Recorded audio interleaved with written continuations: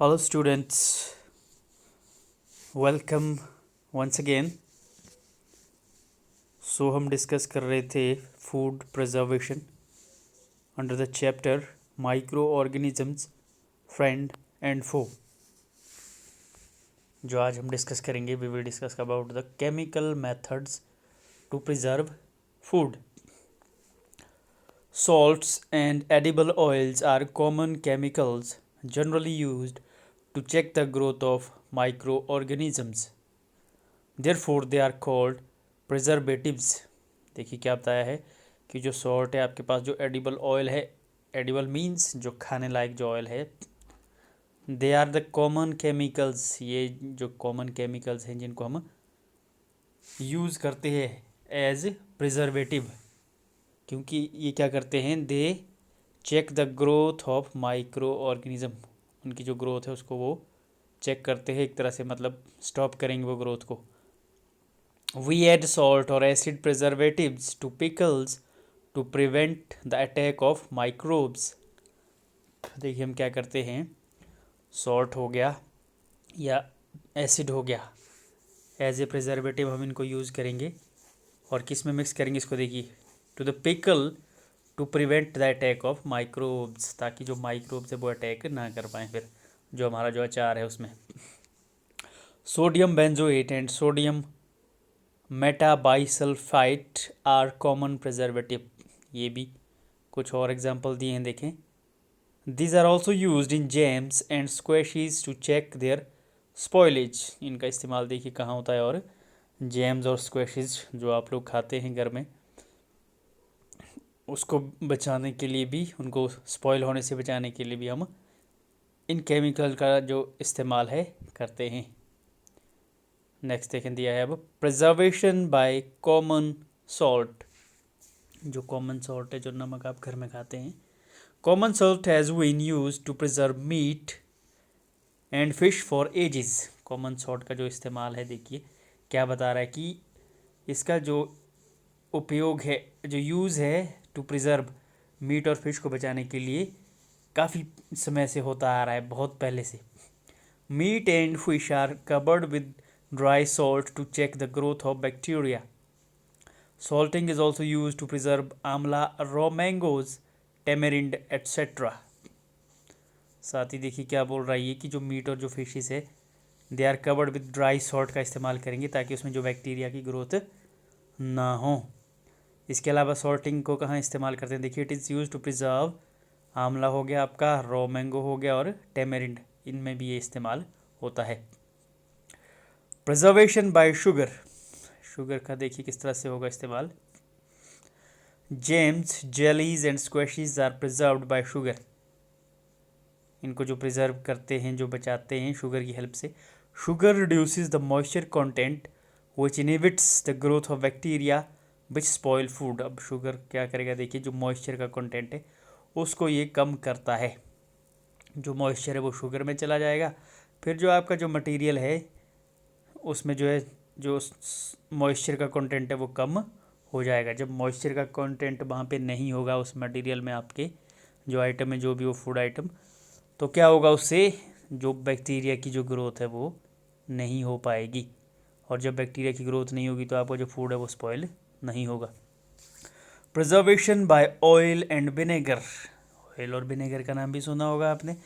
Use of oil and vinegar prevent spoilage of pickles. Mainly जो pickles होता है आपका अचार, because bacteria can not live in such an environment. क्योंकि जो बैक्टीरिया है वो इस तरह के ऑयली जो है या जो विनेगर है आपका, इससे जो एनवायरनमेंट बनेगा वहाँ पे फिर उसमें वो ज़िंदा नहीं रह सकते हैं. Vegetables, fruit, fish and meat are often preserved by this method. ये जो चीज़ें हैं आपकी, जो फूड आइटम्स है, ये इस मेथड से ये प्रिजर्व होती हैं. Heat and cold treatments. You must have observed your mother boiling milk before it is stored or used. घर में आप सभी ने देखा होगा, खासकर गर्मियों में, कि जो माता जी हैं, जो मम्मा हैं, वो क्या करते हैं, जो आपका जो मिल्क है, जो दूध है, उसको बॉयल करके रखते हैं. Boiling kills many microorganisms. Similarly, we keep our food in the refrigerator. Low temperature inhibits the growth of microbes. Boiling से देखिए क्या होगा, जो माइक्रो ऑर्गेनिजम्स है, जो हार्मफुल माइक्रो ऑर्गेनिज्म है वो मर जाएंगे। सिमिलरली देखिए हम जो फूड है हमारा उसको कहाँ रखते हैं, फ्रिज में भी रखते हैं। क्यों? क्योंकि जो लो टेम्परेचर होता है, देखिए the low temperature inhibit the growth of microbe, कि जो लो टेम्परेचर होता है उसमें जो माइक्रोब्स हैं उनकी जो ग्रोथ है वो नहीं होती है।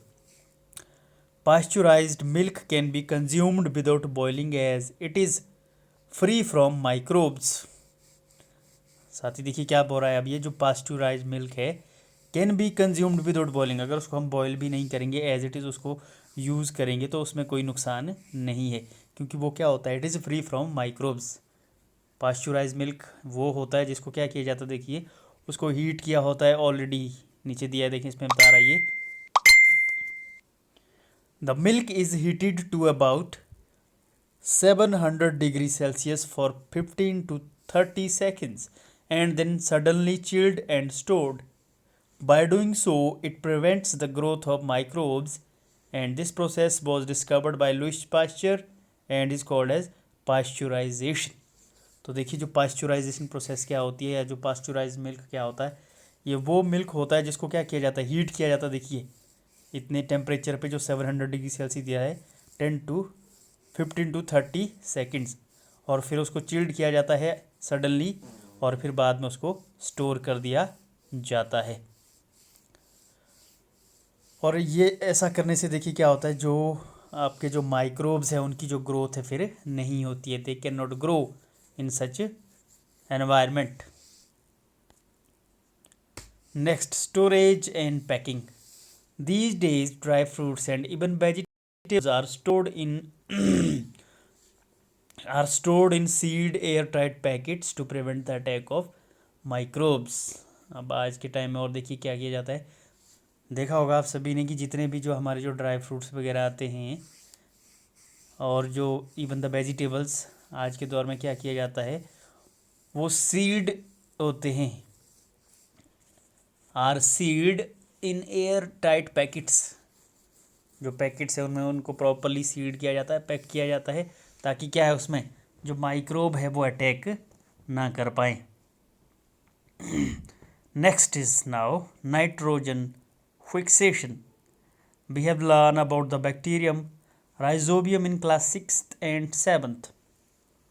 It is involved in the fixation of nitrogen in leguminous plant pulses, जो होती है हमारे, इसके बारे में हमने स्टडी किया कि ये जो बैक्टीरिया है ये नाइट्रोजन को फिक्स करते हैं, जो एटमॉस्फेरिक नाइट्रोजन है। Recall that Rhizobium lives in the root nodules of leguminous plant. देखिए जो रूट नोड्यूल्स नीचे दिया है, देखें रूट्स ऑफ लेग्यूमिनस प्लांट, इसमें ये रहते हैं, such as beans, peas, with which it has a symbiotic relationships होता है। ये भी आपने सिम्बायोटिक रिलेशनशिप पढ़ा है 7th क्लास में। इसमें क्या होता है कि एक जो ऑर्गेनिज्म है वो न्यूट्रिएंट्स देगा दूसरे को, और जो दूसरा है उसको शेल्टर देगा रहने के लिए। What do you know that amount of nitrogen in the atmosphere remains constant? Sometime nitrogen gets fixed through the action of lightning. कई बार क्या होता है, जो नाइट्रोजन है उसकी फिक्सेशन देखिए लाइटनिंग से होती है। But you know that amount of nitrogen in the atmosphere remains constant. वो कांस्टेंट ही रहती है। You may wonder how. Let us understand this in next section. कि जो नाइट्रोजन है ये बता रहा है कि वो क्या होती है, जो एटमॉस्फेयर है वहाँ पे कांस्टेंट ही रहती है, सेम रहती है वो।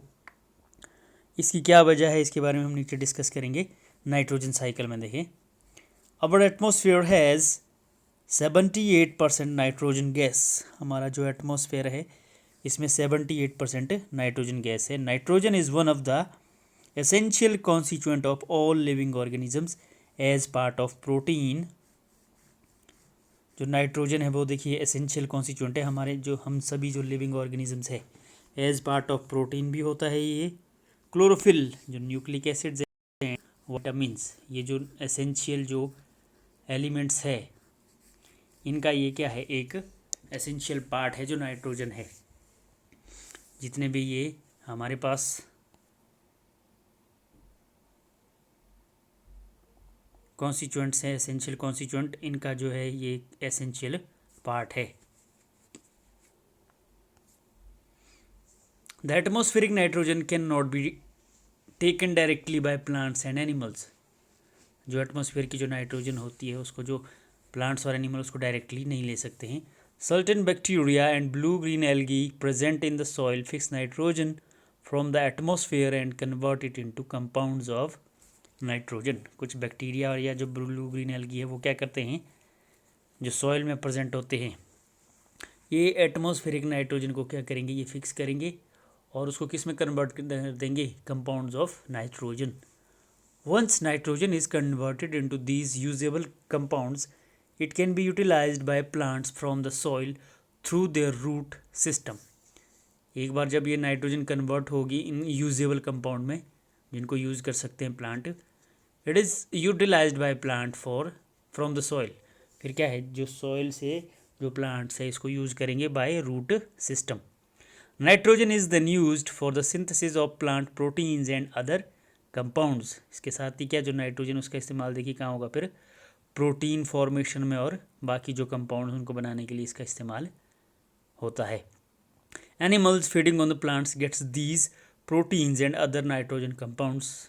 साथ ही जो एनिमल को देखिए कैसे मिलेगी अब ये नाइट्रोजन, जब वो उन प्लांट्स को खाएंगे तो उन्हें क्या मिलेगी, वहाँ से वो प्रोटीन भी मिलेगी और जो नाइट्रोजन के कंपाउंड है वो भी मिलेंगे।